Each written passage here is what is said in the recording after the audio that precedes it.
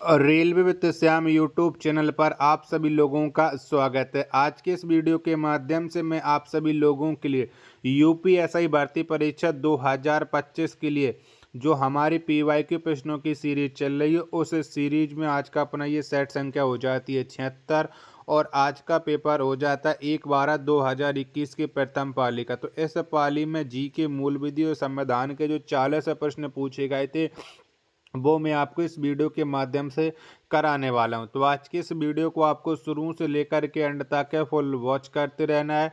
Video पसंद आए तो वीडियो को आप एक बार लाइक और चैनल को सब्सक्राइब करना बिल्कुल ना भूलें। तो चलिएगा फिर शुरू करते हैं बिना कोई टाइम वेस्ट करे। तो पहला प्रश्न आ जाता है आपके सामने कि निर्देशक तत्व तो डॉट डॉट में उल्लिखित अनुदेश पत्र से मिलते जुलते हैं। तो बताओ किससे ये मिलते जुलते हैं। पहले प्रश्न का राइट आंसर क्या हो जाएगा। पहले के चारों ऑप्शन आपके स्क्रीन पर शो रहा है। तो ये भारत सरकार अधिनियम 1935 से मिलते जुलते हैं। पहले का तीसरा ऑप्शन देने वालों का राइट आंसर हो जाएगा। 2 नंबर का प्रश्न है कि निम्नलिखित में से कौन से जीव के कारण हेपेटाइटिस रोग होता है। तो बताओ किसके वजह से ये हेपेटाइटिस रोग होता है। 2 का राइट आंसर क्या हो जाएगा। तो विषाणु के कारण होता है हेपेटाइटिस रोग। 2 का चौथा ऑप्शन देने वालों का राइट आंसर हो जाएगा। प्रश्न संख्या 3 है आपके सामने कि अनुसूचित जाति, अनुसूचित जनजाति और अन्य पिछड़ा वर्गों की स्थितियों की जांच के लिए एक आयोग नियुक्त करने का अधिकार निम्नलिखित में से किसके पास है। तो बताओ ये किसके पास है। 3 का राइट आंसर क्या हो जाएगा। 3 के चारों ऑप्शन आपके स्क्रीन पर शो हो रहे हैं। तो ये हो जाएंगे भारत के राष्ट्रपति। चौथा ऑप्शन देने वालों का राइट आंसर हो जाएगा। प्रश्न संख्या 4 है आपके सामने कि निम्नलिखित में से किस विटामिन को फाइलोक्विनोन भी कहा जाता है। तो किस विटामिन को कहते हैं। 4 नंबर प्रश्न का राइट आंसर क्या हो जाएगा। तो विटामिन के 1 को कहते हैं। दूसरा ऑप्शन देने वालों का राइट आंसर हो जाएगा। प्रश्न संख्या 5 है आपके सामने कि सक्रिय विंडो को रिफ्रेश करने के लिए निम्न में से कुंजी का उपयोग किया जाता है। तो बताओ कौन सी कुंजी का उपयोग करते हैं। तो इसके लिए जो उपयोग किया जाता है वो F5 का उपयोग किया जाता है। 5 का चौथा ऑप्शन देने वालों का राइट आंसर हो जाएगा। 6वें नंबर का प्रश्न है कि संविधान के कामकाज की समीक्षा के लिए प्रस्ताव द्वारा राष्ट्रीय आयोग की स्थापना किस वर्ष की गई थी। तो बताओ कब की गई थी राष्ट्रीय आयोग की स्थापना। 6वें नंबर प्रश्न का राइट आंसर क्या हो जाएगा। 6 के चारों ऑप्शन आपके स्क्रीन पर शो हो रहे हैं। तो ये इसका राइट आंसर हो जाएगा 2000। तीसरा ऑप्शन देने वालों का करेक्ट आंसर हो जाएगा। प्रश्न संख्या 7 है आपके सामने कि डॉट डॉट के मामले में अपने निवासियों को सुविधाएं प्रदान करने हेतु कार्य करने के लिए धन की कमी की नगर पालिका की याचिका खारिज कर दी गई थी। तो ये किस मामले में कर दी गई थी। 7 का आंसर आपको देना है। 7 के चारों ऑप्शन आपकी स्क्रीन पर शो हो रहे। तो ये कौन सा मामला हो जाएगा। तो ये हो जाएगा रतलाम नगर परिषद बनाम श्री वदीचंद और अन्य। दूसरा ऑप्शन देने वालों का राइट आंसर हो जाएगा। 8वें नंबर का प्रश्न है कि राज्यसभा अधिकतम कितनी अवधि तक धन विधेयक को रोक सकती है। तो कितनी अवधि तक के लिए रोक सकती है। तो राज्यसभा अधिकतम 14 दिन के लिए धन विधेयक को रोक सकती है। 8 का तीसरा ऑप्शन देने वालों का राइट आंसर हो जाएगा। 9वें नंबर का प्रश्न है कि निम्नलिखित में से कौन सा मौलिक अधिकार सार्वजनिक व्यवस्था, नैतिकता और स्वास्थ्य एवं भारतीय संविधान के भाग 3 के अन्य प्रावधानों के अधीन है। तो ये कौन सा हो जाएगा। 9 का आंसर आपको बताना है। 9 के चारों ऑप्शन आपकी स्क्रीन पर हैं वो शो हो रहे हैं। तो ये हो जाएगा आपका अंतःकरण की स्वतंत्रता और धर्म को आबद्ध रूप से मानना, आचरण करना और प्रचार करना। दूसरा ऑप्शन देने वालों का राइट आंसर हो जाएगा। प्रश्न संख्या 10 आ जाता है कारखाना अधिनियम 1948 में प्रावधान है कि डॉट डॉट को नियोजित करने वाले कारखानों में 6 वर्ष से कम आयु के बच्चों के उपयोग के लिए शिशु गृह स्थापित करना चाहिए और उन्हें बनाए रखना चाहिए। तो बताओ 10 का राइट आंसर क्या हो जाएगा। 10 के चारों ऑप्शन आपकी स्क्रीन पर शो हो रहे हैं। तो इसका राइट आंसर हो जाएगा 30 से अधिक महिला श्रमिकों। तीसरा ऑप्शन देने वालों का राइट आंसर हो जाएगा। वीडियो पसंद आ रही होगी तो वीडियो को लाइक है और चैनल को आप लोग सब्सक्राइब करना बिल्कुल ना भूलें। 11 नंबर का प्रश्न है कि भारतीय संविधान का अनुच्छेद 326 किससे संबंधित है। तो किससे संबंध रखता है अनुच्छेद 326, आपको ये बताना है। प्रश्न संख्या 11 के चारों ऑप्शन आपके सामने हैं, वो ये रहे। तो अनुच्छेद 326 का संबंध हो जाता है वयस्क मताधिकार के आधार पर लोकसभा और राज्य विधानसभाओं के लिए निर्वाचन। 11 का दूसरा ऑप्शन देने वालों का राइट आंसर हो जाएगा। 12 नंबर का प्रश्न कि निम्नलिखित में से ब्रिक्स द्वारा की गई पहल कौन सी है। तो बताओ इनमें से कौन सी पहल ब्रिक्स ने की है। 12 का आंसर आपको देना है। 12 के चारों ऑप्शन आपकी स्क्रीन पर शो रहा है। तो इसकी पहल हो जाएगी न्यू डेवलपमेंट बैंक। चौथा ऑप्शन देने वालों का राइट आंसर हो जाएगा। 13 नंबर का प्रश्न है किसी राज्य में जिला न्यायाधीशों की नियुक्ति पदस्थ और पदोन्नति किसके द्वारा की जाती है। तो ये किसके द्वारा की जाती है।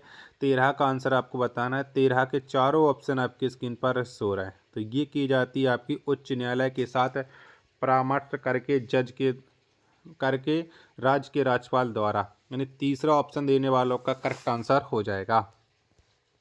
14 नंबर का प्रश्न कि डॉट डॉट के ऐतिहासिक मामले में वन अधिनियम 1980 की धारा 2 के तहत वन भूमि शब्द की व्याख्या भारत के सर्वोच्च न्यायालय द्वारा न केवल वन को शामिल करने के लिए की गई थी, जैसा कि शब्दकोश अर्थ में समझा जाता है, बल्कि सरकारी रिकॉर्ड में उनके स्वामित्व की परवाह किए बिना वन के रूप में दर्ज किए गए सभी क्षेत्रों को शामिल करने के लिए की गई थी। तो बताओ ये कौन सा मामला हो जाएगा। प्रश्न संख्या 14 का राइट आंसर। 14 के चारों ऑप्शन आपके स्क्रीन पर शो रहा है। तो ये हो जाएगा TN गोदा बर्मन थिरुमुल्लापाद बनाम भारत संघ। चौथा ऑप्शन देने वालों का राइट आंसर हो जाएगा प्रश्न संख्या 14 का।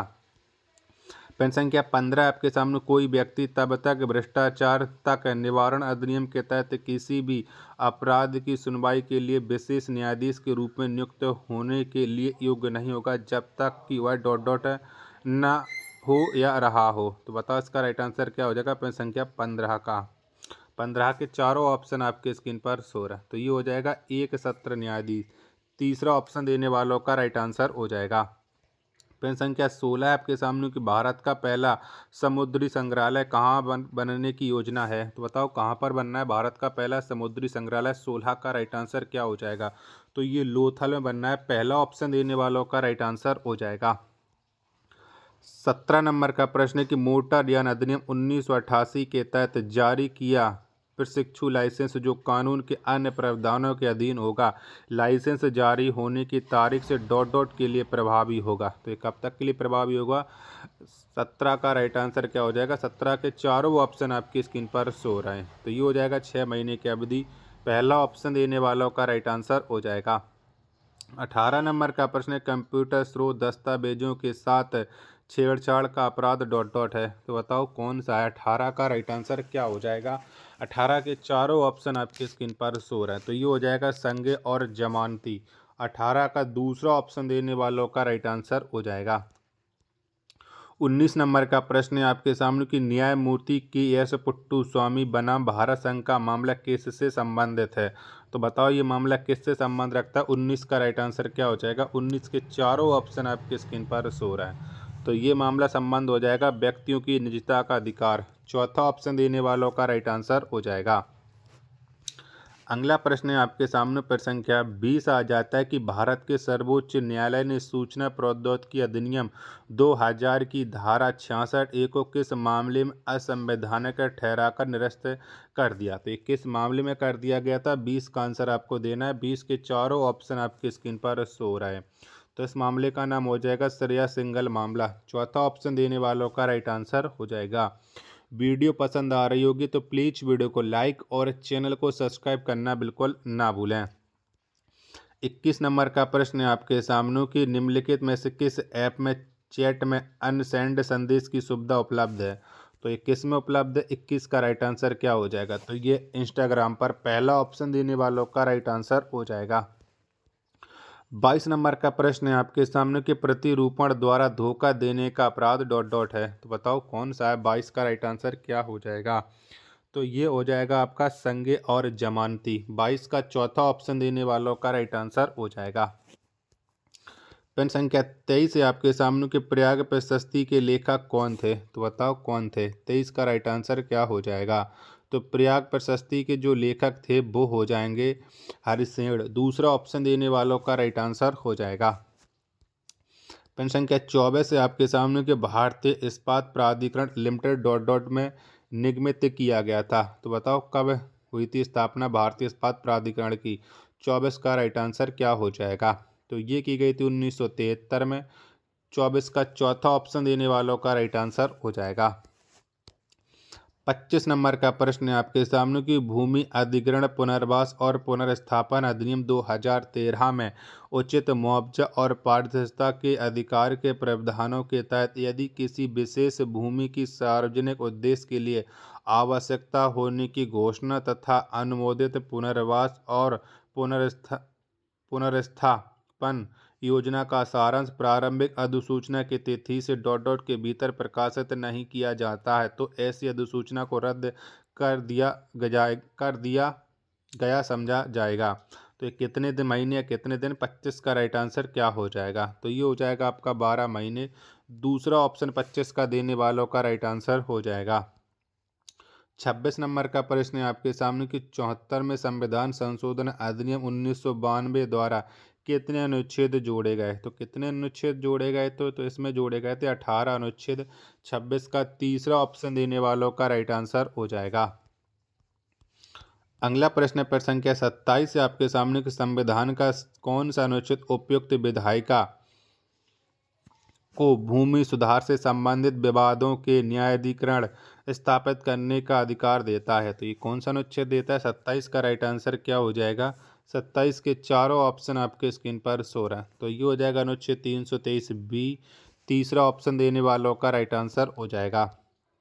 28 नंबर का प्रश्न है आपके सामने कि डॉट डॉट के मामले में विदेशी मुद्रा की भौतिक सुपुर्दगी होनी चाहिए। तो ये किस बाजार में होनी चाहिए। 28 का राइट आंसर आपको देना है। तो ये हो जाएगा हाजिर बाजार। दूसरा ऑप्शन देने वालों का राइट आंसर हो जाएगा। प्रश्न संख्या 29 है आपके सामने 1997 में MC मेहता बनाम तमिलनाडु राज्य के मामले में भारत के सर्वोच्च न्यायालय ने डॉट डॉट। तो बताओ 29 का राइट आंसर क्या हो जाएगा। 29 के चारों ऑप्शन आपकी स्क्रीन पर शो हो रहे हैं। तो 29 का राइट आंसर हो जाएगा खतरनाक व्यवसायों और प्रक्रियाओं में श्रम को रोकने के लिए विस्तृत निर्देश दिए।